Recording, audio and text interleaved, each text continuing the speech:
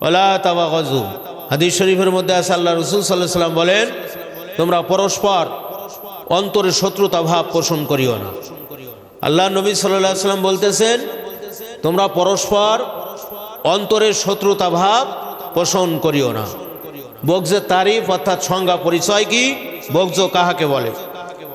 কাহারোর সাথে অন্তরের শত্রুতা ভাব পোষণ করাকে বগজ বলে। কাহারোর সহিত অন্তরের শত্রুতা ভাব পোষণ করাকে কি বলে? বগজ বলে।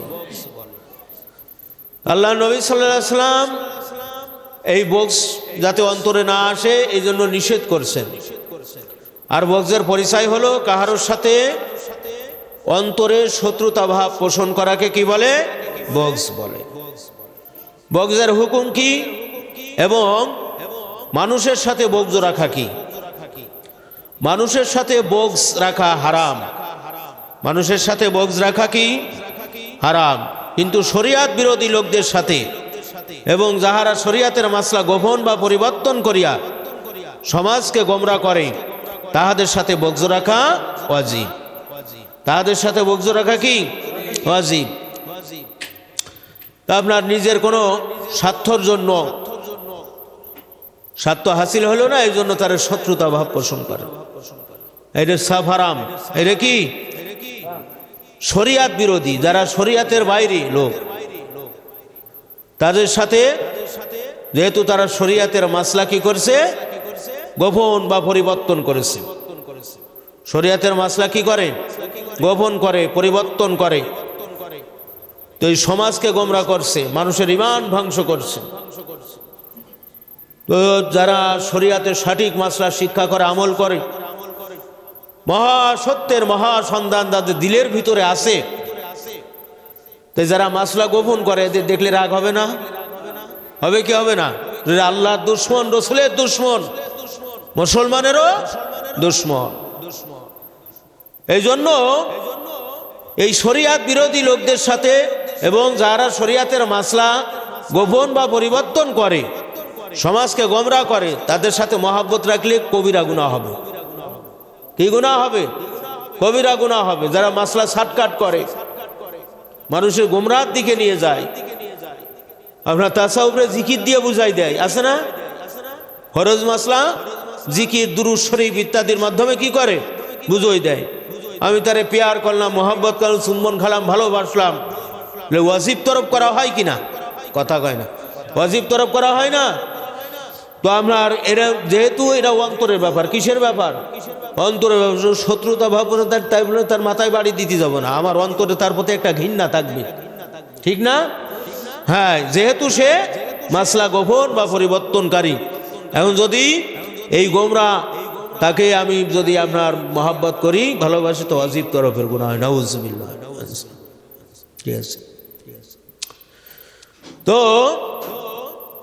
এমনি সাধারণভাবে মানুষের সাথে অন্তরের শত্রুতা ভাব পোষণ করা কি? হারাম। কিন্তু শরিয়াত বিরোধী লোকদের সাথে এবং যারা শরিয়াতের মাসলা গোপন পরিবর্তন করে, করিয়া সমাজকে গোমরা করে, তাদের সাথে বগজ রাখা কি? ওয়াজিব। বগজের সবব বা কারণ কি? তারিফ সবব। নিজের বা ধর্মের ক্ষতি দর্শনে বগজ পয়দা হইয়া থাকে। একটা হলো নিজের ক্ষতির কারণে, আর একটা হলো ধর্মের ক্ষতির কারণে। কয় কারণে হয়? দুই কারণে। নিজের বা ধর্মের ক্ষতি দর্শনে এই অন্তরে শত্রুতা ভাব পোষণ হয়। তো প্রকাশ থাকে যে ধর্মের ক্ষতি দর্শনে যে বগজ পয়দা হয় তাহা নিন্দনীয় নয়, মজমুম নয়, বরং মাহমুদ, প্রশংসনীয়। সুবহানাল্লাহ। আপনার যে ঈমান আমল সঠিক আছে, আপনার তো বাতিলটা বাতিল বলেই ধারণা করে, তার একটা বিশেষ আলামত পাওয়া যায়। এই জন্য আল্লাহ তাআলা এটাকে আমরা প্রশংসনীয়, অর্থাৎ এরা নেকিপূর্ণ কাজের মধ্যে শামিল করেছেন। সুবহানাল্লাহ। আর নিজের ক্ষতি দর্শনে অন্তরে যে বগজ পয়দা হইয়া থাকে তাহা হলো দোষণীয়। নিজের ক্ষতি অনেক সময়, অনেক ক্ষতির কারণে, অনেক কথাবার্তার কারণে, লেনদেনের কারণে অনেক সময় শত্রুতা ভাব হয় কিনা? আমরা সমাজের দিক দৃষ্টিপাত করলে দেখা যায় যে ধর্মের ক্ষতি দর্শনে কোনো রাগ পয়দা হয় নাই, কোনো রকম শত্রুতা পয়দা হয় নাই, কিন্তু নিজের ক্ষতির কারণে না যে বিরাট অন্তরে শত্রুতায়, সরাসরি শত্রুতায় চলে যায়, আছে না নাই? মশলা না জানার কারণে, ঠিক না? অনেক সময় জেনেও আবার আমল না থাকার কারণে। তাহলে বগজের সবব হলো নিজের বা ধর্মের ক্ষতি দর্শনে বগজ পয়দা হইয়া থাকে। ধর্মের ক্ষতি দর্শনে যে বগজ পয়দা হয় উহা মজমুম নয়, বরং মাহমুদ, প্রশংসনীয়। আর নিজের ক্ষতি দর্শনে যে বগজ পয়দা হয় উহা দোষণীয়, অর্থাৎ এই বগজ করা যাইবে না। বগজের আলামত বা লক্ষণ কি? বগজের আলামত হলো যাহার সাথে বগজ আসে তাহার সাথে মিলেমিশে থাকিতে দিলে চাই না। যার সাথে বগজ আসে তার সাথে মিলেমিশে থাকিতে দিলে চাই না। যাহার সহিত বগজ আসে তাহার সঙ্গে মিলেমিশে থাকিতে দিলে চাই না। এটা হলো কিসের আলামত? বগজের আলামত। বগজের এলাজ বা চিকিৎসা। বগজের এলাজ হলো যে সমস্ত ক্ষতি দর্শনে বগজ আসিয়াছে সেই সমস্ত ক্ষতিকে পরীক্ষা ধারণা করা।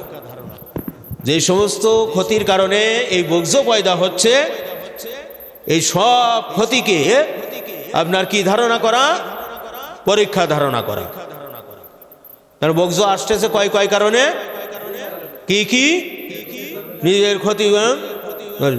দেখে না বলছে সমস্ত ক্ষতি দর্শনকে, যে সমস্ত ক্ষতি দর্শনে বগজ আসিয়াছে সেই সব ক্ষতিকে পরীক্ষা ধারণা করা। পেশ খায় না, এনে কথা কয় না। নিজের ক্ষতি দর্শনে, ধর্মের ক্ষতি দর্শনে বগজ, এই কি পরীক্ষা করবে? এটা কি পরীক্ষা ধরবেন? ঈমান আমল ভরি। যেই ক্ষতি দর্শনে বগজ আসিয়াছে সেই সমস্ত ক্ষতিকে পরীক্ষা ধারণা করা। নুকতা জেনে নেন, নিজের ক্ষতি দর্শনে বগজ আসছে, আপনার বিরাট পরীক্ষার সম্মুখীনই না? যদি তার সাথে আমি শত্রুতা ভাব ধারণ করি, ওয়াজিব তরফ হয় না? গুনাহ হবে কিনা? গুনাহ হবে না? এবং এখানে বিশেষ সবর হাসিল করে আপনার এই বগজ থেকে বাঁচতে হবে, বিশেষ করে নিজের ক্ষতির সময়। আপনি যেখানে সবর করলেন, প্লাস নিজের ক্ষতি বুঝতে পারে, সঙ্গে সঙ্গে তওবা করে আবার জায়গায় ফিরে আসলেন,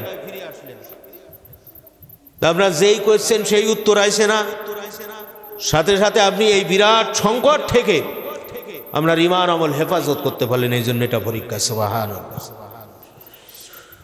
দ্বিতীয় নম্বর, নিজেকে আমি এলেম আমলকারী দাবি করি, আল্লাহর পথের পথযাত্রী দাবি করি, আপনার 73 ভাগের 1 ভাগ দাবি করি,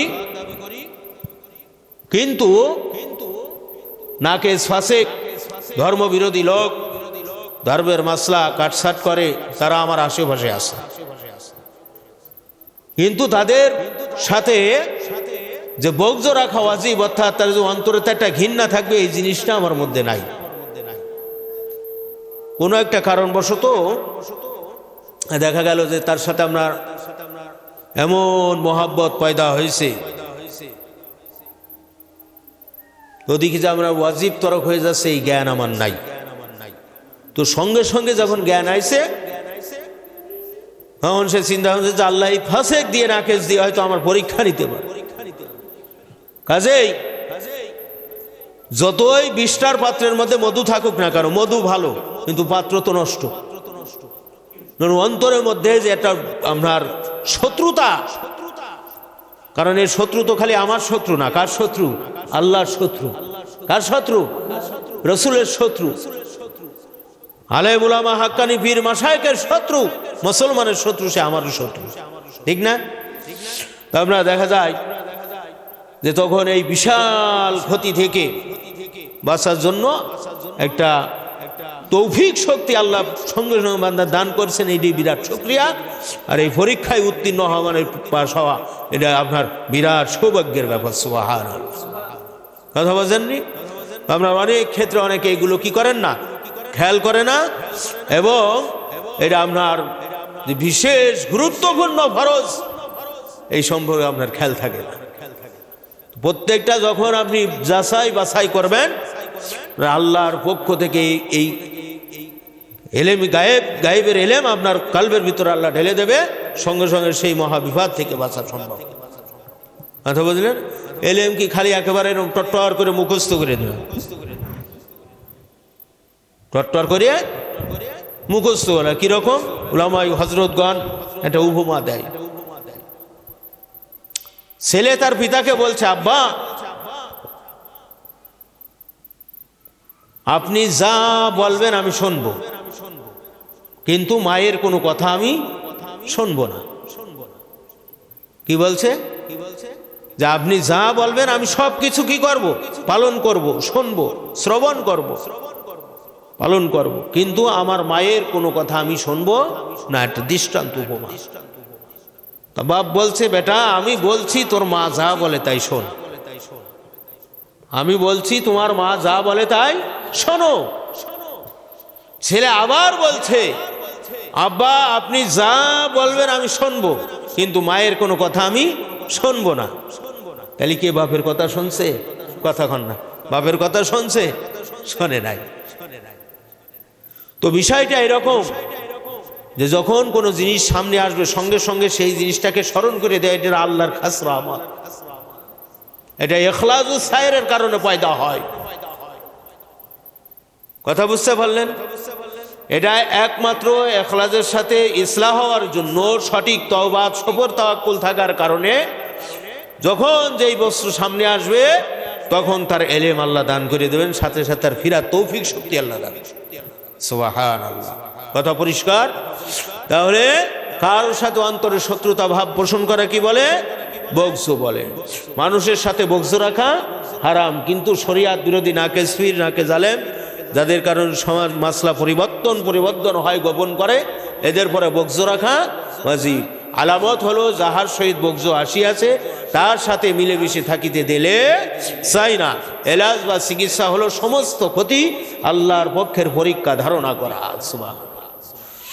সাল্লাল্লাহু আলা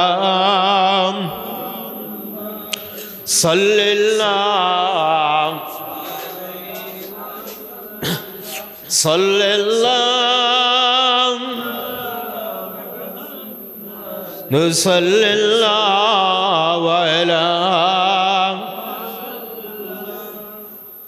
গজবের বিবরণ। গজব মানে রাগ ঘোষা। কোরআন মাজিদের ৪র্থ পারা সূরা আল ইমরান ১৩৪ নম্বর আয়াত আল্লাহ তাআলা ইরশাদ করেন, ওয়াল কাযিমিনাল গায়যা ওয়াল আফিনা আনিন নাস। যাহারা ঘোষাকে হজম করে এবং মানুষকে ক্ষমা করে তাহারা আল্লাহ তাআলার প্রিয়। সুবহানাল্লাহ।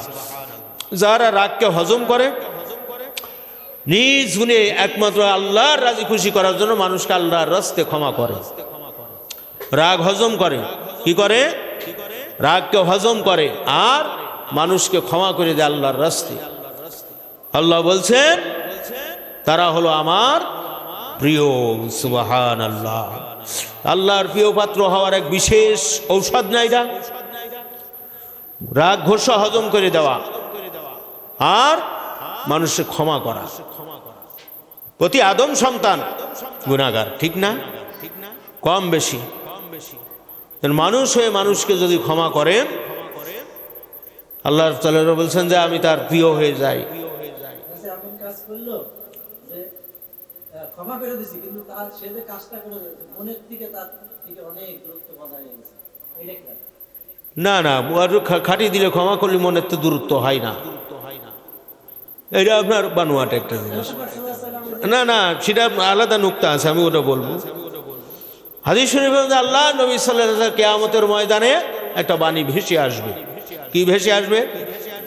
একটা বাণী ভেসে আসবে যে দুনিয়া জমিনে একেবারে ক্ষমতা তৌফিক শক্তি থাকা সত্ত্বেও একমাত্র আল্লাহর রাজি খুশি করার জন্য মানুষগুলি ইনসানগুলি মহাব্বত করে বিয়ার করে আল্লাহর রাস্তে ক্ষমা করেছে কারা? একদল লোক হাজির হয়ে যাবে। সুবহানাল্লাহ। আল্লাহ নবী সাল্লাল্লাহু আলাইহি ওয়াসাল্লাম বলেন, বলা হবে যাও যেই দরজাতে ইচ্ছা সেই দরজাতে আল্লাহর জান্নাতে প্রবেশ করো। সুবহানাল্লাহ। তা আমরা দেখা যায় যে ক্ষমা করলাম, আবার মনের দিক তো অনেকটা দূরত্ব চলে গেল, মানে বিচার মাতব্বর সাহেব মানলাম কিন্তু তাল গাছ বলে আমাকে দিতে হবে, বিষয়টা এরকম হয়ে যায়। তো যদি আপনার খাস দিলে ক্ষমা করে, খাস দিলে কি করে ক্ষমা করে দেয়, তাহলে ওই দূরত্ব হয় না। আল্লাহ রাসূল সাল্লাল্লাহু আলাইহি ওয়াসাল্লাম একজনকে বলছিলেন যে আমি ক্ষমা করছি, আল্লাহও ক্ষমা করছে, আয়াতে কারিমাও নাজিল, কুল ইয়া ইবাদিয়াল্লাযিনা আসরাফু, এই আয়াত নাজিল হয়। বা তার পূর্বের কথা, যেহেতু অনেক মহব্বতের লোক ছিল, আল্লাহ রাসূল সাল্লাল্লাহু আলাইহি ওয়াসাল্লাম বলেন যে আমি যে যখন আপনার নসিহত করি, বিভিন্ন কথাবার্তা মজলিস হয়, তখন তুমি একটু হালকা একটু আমার সরাসরি না বসে একটু অ্যাঙ্গেলে বসো। অ্যাঙ্গেলে বসবো কেন আর সরাসরি বসবো না কেন? দুটো জিনিস, একই প্রশ্ন। আল্লাহ রাসূল সাল্লাল্লাহু আলাইহি ওয়াসাল্লাম বলেন তোমাকে দেখলে ওই কথাটা আমার বারবার স্মরণ হয়, আমার পরে তো চরম দায়িত্ব আছে। দেখা যাচ্ছে যে চাচার আশেক হয়ে আমার আসল কাজ আমি ভুলে গেলাম, হতে পারে না মহব্বতের খাতিরে। এই জন্য তুমি মনে কষ্ট নেবে না, এই জন্য যাতে আমার এই সঠিক, এর মর্মার্থ হলো যে আমার এই সঠিক শিক্ষা দীক্ষায় যাতে কোনো ব্যাঘাত না ঘটে, ওই জিনিসটা বারবার আমার মনে না আসে, এই জন্য তোমাকে একটা সাইড হবে। সুবহানাল্লাহ, বিষয়টা এইরকম কথা বুঝলেন ভাই। কিন্তু যদি আপনি খালেজ ভাবে ক্ষমা করে দেন, তাহলে ওই দূরত্বটা থাকে না। অনেক সময় অনেক বাধা থাকতে পারে, কিন্তু ওই যে আপনার ওই এলাচ চা বিস্কুট খান ইত্যাদি মোহাম্মত করলে উপকার হয়। গজব কাহাকে বলে? গজব কাহাকে বলে? ইহা রাগ বা গোসা হওয়াকে গজব বলে। রাগ বা গোসা হওয়াকে কি বলে? গজব বলে। ইহা লেনফাসিহি মজমুম, অর্থাৎ নিন্দুন, কিন্তু লিওয়াজহিল্লাহ মজমুম নয়, বরং মাহমুদ, প্রশংসনীয়। এখানে কথা আছে, ওই যে ওই একই পাশাপাশি সবব, কারণ এইরকম আমি বলছি গজবের সবব অর্থাৎ কোন কারণের গজব আসে, অর্থাৎ রাগ হয় নিজের বা ধর্মর ক্ষতি দর্শনে রাগ পয়দা হয়। কয় কারণে রাগ পয়দা হয়? নিজের ক্ষতির কারণে, আর আছে আপনার ধর্মের ক্ষতির কারণে আপনার রাগ পয়দা হয়ে থাকে। নিজের ক্ষতি দর্শনে যে গজব পয়দা হয় তা দূরভূত করিবার নির্দেশ হইয়াছে, কারণ উহা দোষণীয়। উহা কি? দোষণীয়। আর ধর্মের ক্ষতি দর্শনে যে গজব পয়দা হয় তাহা দোষণীয় নহে, বরং প্রশংসনীয়। দোষণীয় নহে বরং কি?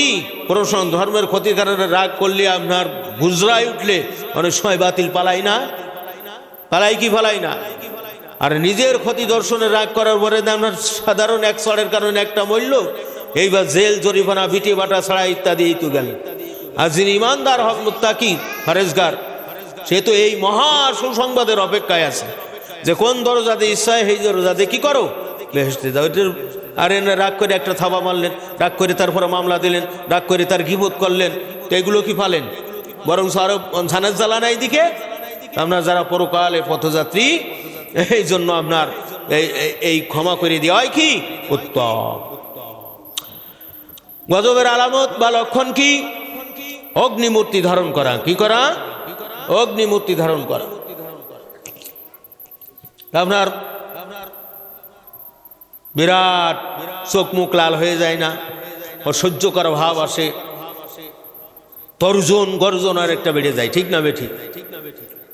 আপনার কি করা? এর আলামত বুঝতে হবে যে এই লোকের কি এই গেছে, রাগ উঠে গেছে, গজব এসে গেছে। গজব বলি না, আল্লাহর গজব পড়ছে তোর পরে, এরকম কথা বলি কিনা? আসলে জিনিসটা কি ভালো? জিনিসটা কি ভালো? ভালো না।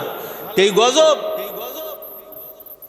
এই ক্রোধ একেবারে অন্তর থেকে ডিলিট করে দেওয়ার কি করতে হবে? চেষ্টা করতে হবে। এলাজ বা চিকিৎসা হলো যেই ক্ষতি দর্শনে গজব পয়দা হয়েছে, উক্ত ক্ষতি আল্লাহর পক্ষে হইতে পরীক্ষা ধারণা করা। বক্স গজব একই জিনিস, বক্স গজব কি একই জিনিস। এই দুটো সবক শোনাতে পারবেন না সামনের সপ্তাহে? হ্যাঁ পারবেন তো? চেষ্টা করবেন, আর বাড়ি 2-4 বার পড়বেন, তখন দেখলেন যে একেবারে সহজ হয়ে গেছে। হবে না, ধর্ম রক্ষা হবে না। এক জায়গার সাধুর কাছে মুরিদ হয়েছে, গল্প শুনছেন না? আমরা এলাকার ছেলেপিলে জানছে যে সাধুর কাছে মুরিদ হয়েছে, এরা ঢেলা ইট ইত্যাদি ছুলটে ছুলটে তার মরা অবস্থায় কোনো রকম কাতর হয়ে আপনার সাধুর কাছে যায়, হুজুর আমার তো অবস্থা খারাপ। হ্যাঁ, তা বলছে কেন? তা বলে যে এইভাবে আমার পরে আক্রমণ করতে। স্যার মিয়া, তোমার রাগ দমন করতে বলছি, তাই তিনি কি তোমার মেরে ফেলবে? তাও তুমি কিছু করবে না, তোমার তো আত্মরক্ষা করতে হবে। জান বাঁচানো ওয়াজিব, এরম আছে না কথা? তো এই নসিহাত করে দেওয়ার পরে আবার পুনরায় জঙ্গলে আসে, যেই ইট ছুলটি গেছে সেই ফোঁস করে আইসো দৌড় কাইলো দৌড়। আপনার কি হয়ে গেছে? বাঘ হয়ে গেছে।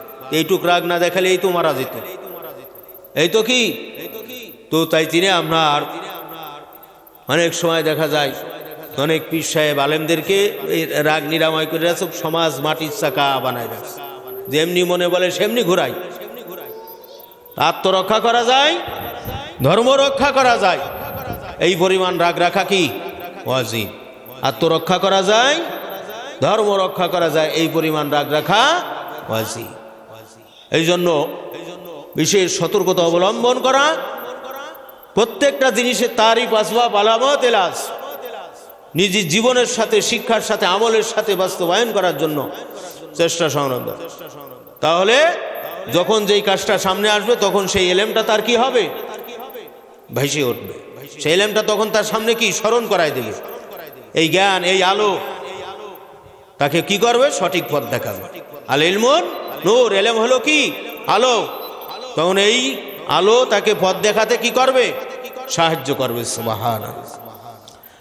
দুরূদ শরীফ পড়েন, আল্লাহুম্মা সাল্লি আলা সাইয়্যিদিনা মাওলানা মুহাম্মাদ ওয়া আলা